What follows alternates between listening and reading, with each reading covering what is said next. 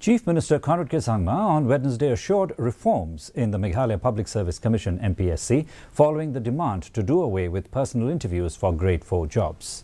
In a reply to a question raised by UDP MLA Nujorki Sumo, Sangma told the Assembly that besides the plan to do away with personal interviews, the government has intention to bring reforms in Mpsc as there have been delays in the recruitment process.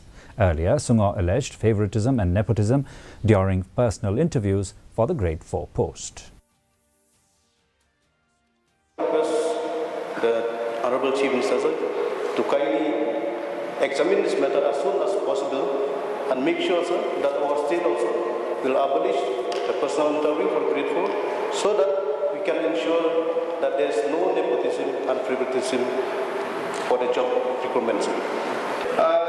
The objective of always giving an interview option is to be actually give an option where we are able to look at the overall other qualities of the concerned individual, the PR skills and the way they are able to manage things. And therefore the written exam is a very black and white process.